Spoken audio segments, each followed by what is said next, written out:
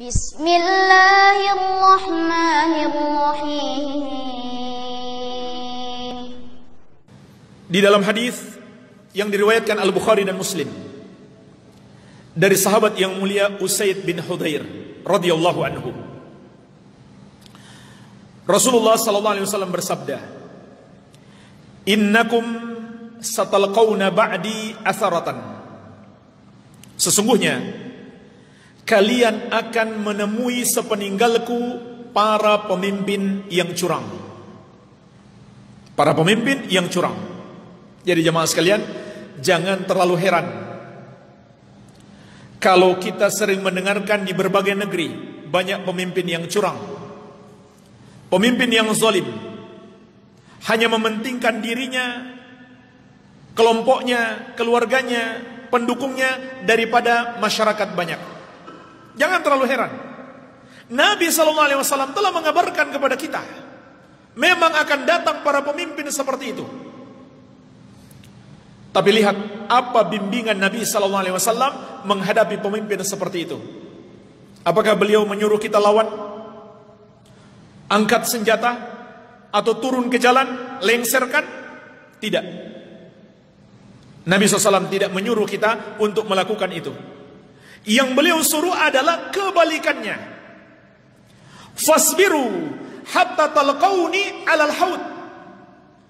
Maka bersabarlah kalian agar kalian berjumpa denganku di telaga.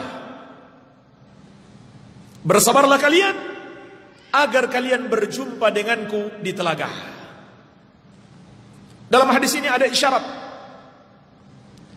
Mungkin di dunia ini kita harus bersabar, hak-hak kita tidak ditunaikan. Tapi ingat jemaah sekalian, masih ada hari akhirat. Begitulah seorang muslim. Dunia ini adalah hari-hari yang membutuhkan kesabaran, agar dia memanen hasil kesabarannya di akhirat kelak. Inilah hidup seorang muslim. Salamun alaikum bima sabartum.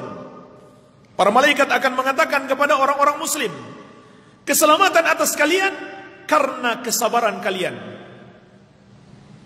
Yaitu ketika orang-orang beriman sudah masuk ke dalam surga, para malaikat berdatangan dan mengatakan, salamun alaikum bima sabartum.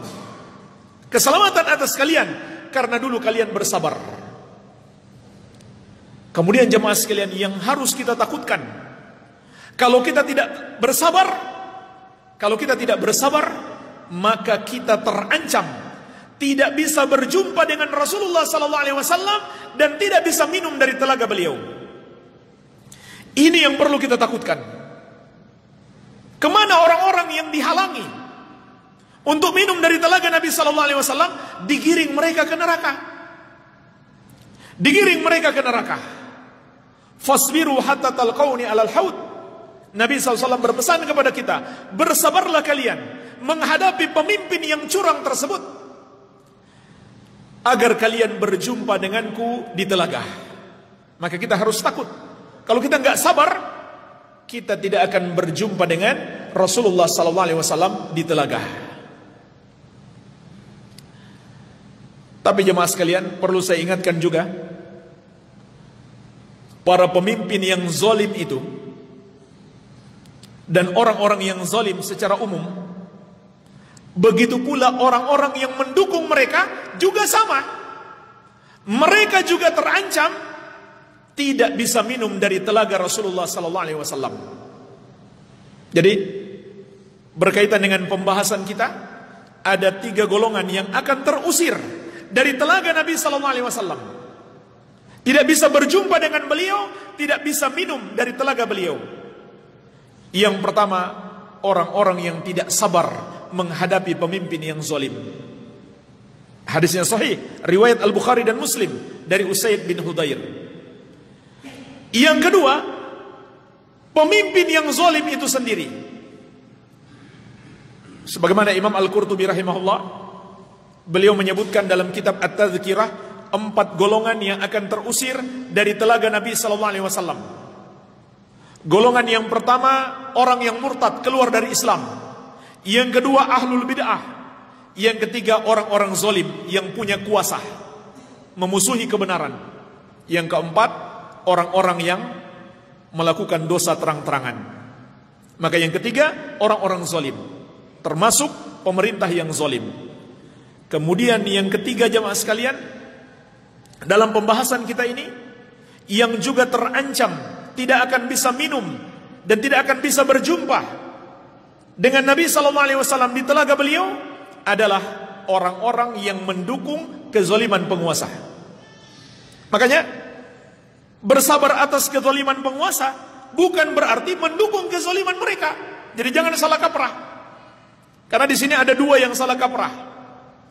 Golongan pertama yang mendukung kezaliman pemerintah. Yang kedua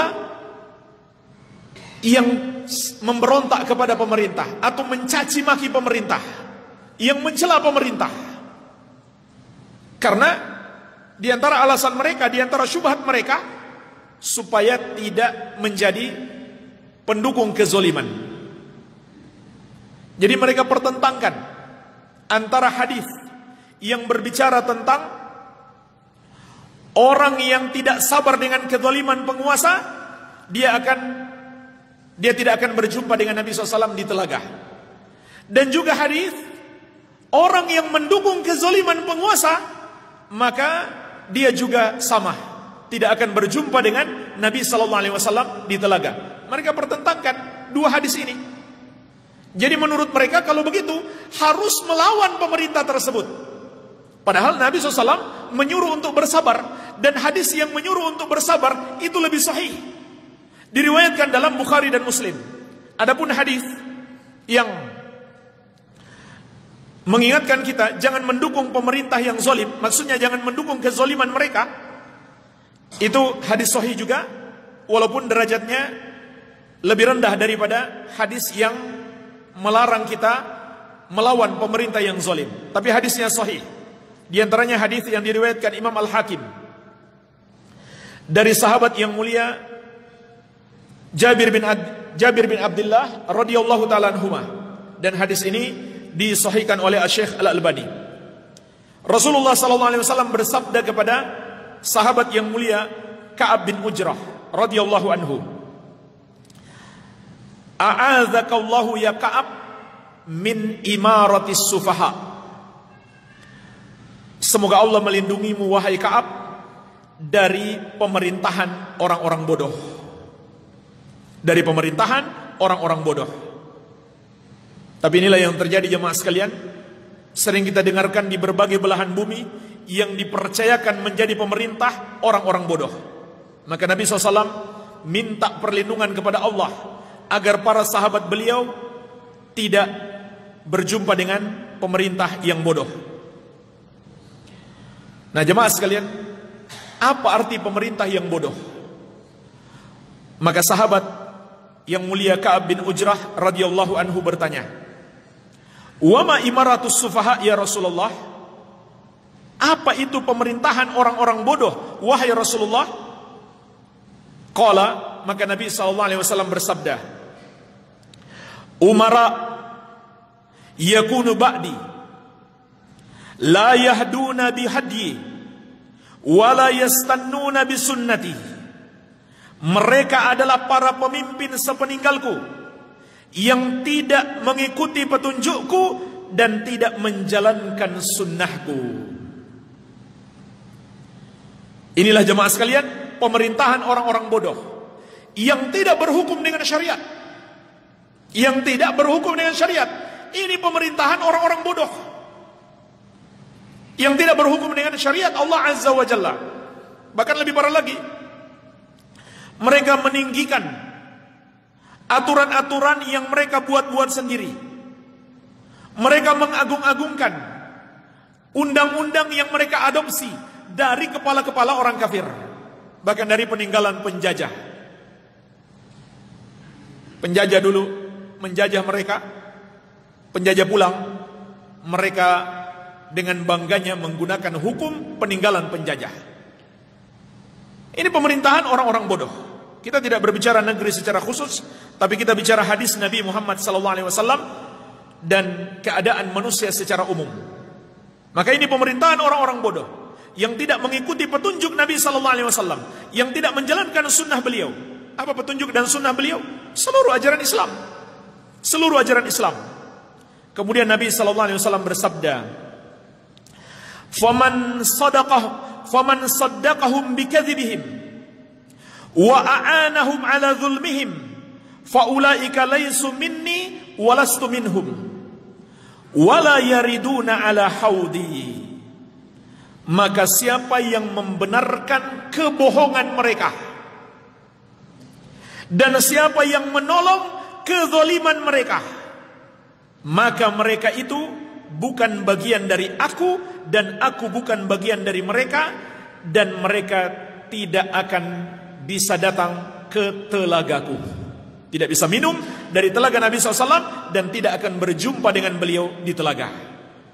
Jadi sekali lagi, sabar terhadap pemerintah yang zalim bukan berarti membenarkan kebohongan mereka, bukan berarti menolong perbuatan zalim mereka, tidak.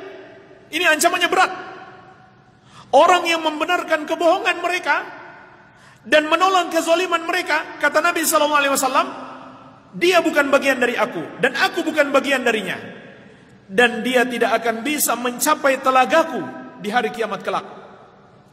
Waman lam yusaddiqhum bikadzibihim, waman lam yusaddiqhum bikadzibihim, walam yu'inhum ala zulmihim, faulaika minni wa ana minhum, wa sayariduna ala haudi, wa sayariduna ala haudi.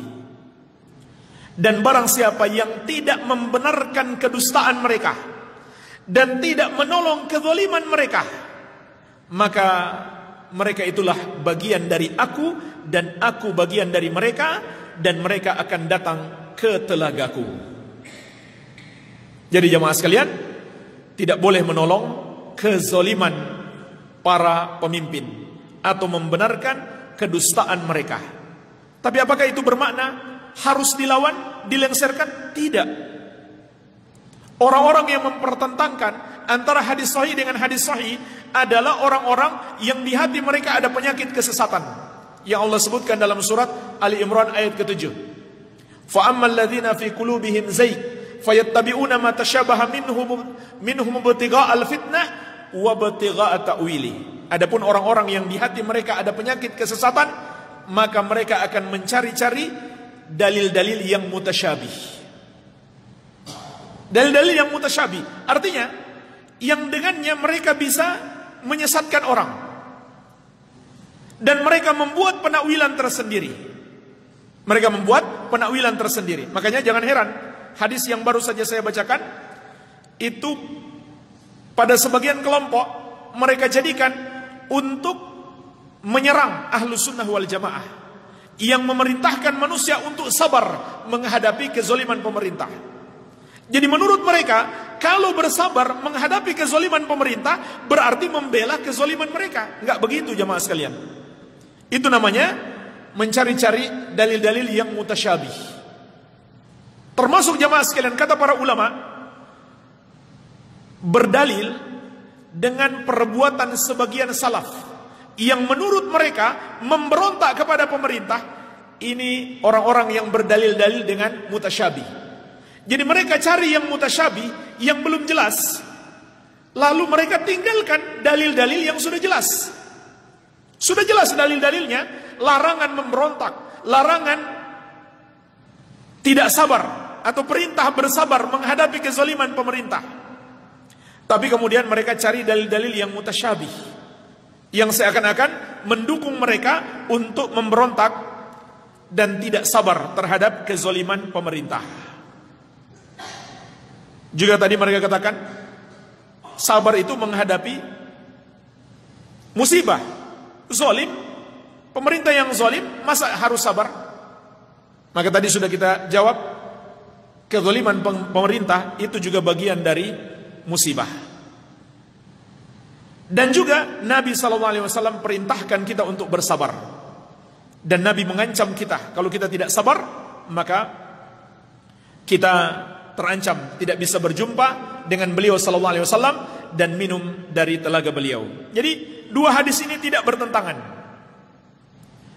Larangan memberontak atau perintah bersabar menghadapi kezaliman pemerintah dan larangan mendukung kezaliman pemerintah tidak bertentangan. Dua-duanya harus kita amalkan. Dua-duanya harus kita amalkan.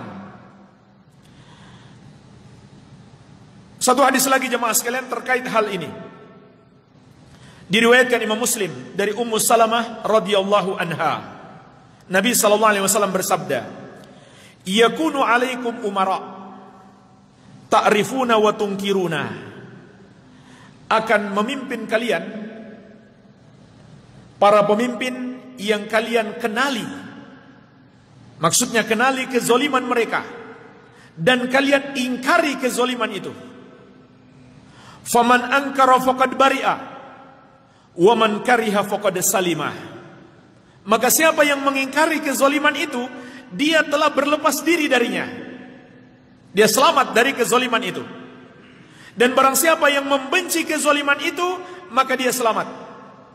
Walakin man radiya wa taba'ah. Akan tetapi orang yang ridho dan mengikuti. Jadi ini yang dilarang. Ridho, setuju dengan kezaliman itu dan mengikuti kezaliman itu. Kemudian jemaah sekalian, qalu, para sahabat bertanya, afala nuqatiluhum ya Rasulullah, tidakkah kami memerangi para pemimpin tersebut? Qala la ma sallau la ma sallau. Nabi sallallahu alaihi wasallam menjawab, tidak selama mereka masih melakukan solat, tidak selama mereka masih melakukan solat. Jemaah sekalian, para ulama yang berpendapat meninggalkan solat adalah kekafiran juga berdalil dengan hadis ini. Karena Nabi SAW melarang kita memerangi para penguasa selama mereka masih melakukan solat. Artinya selama mereka masih muslim. Hadis ini jelas. Hadis ini dua-duanya terkandung. Dua-duanya terkandung larangan, setuju, ridho, mendukung dan mengikuti kezaliman pemerintah, dan larangan memerangi pemerintah, memusuhi pemerintah untuk dilengsarkan. Dua-duanya terkandung. Jadi dua-duanya dilarang. Kalau orang-orang yang hatinya menyimpang, dia ambil satu saja,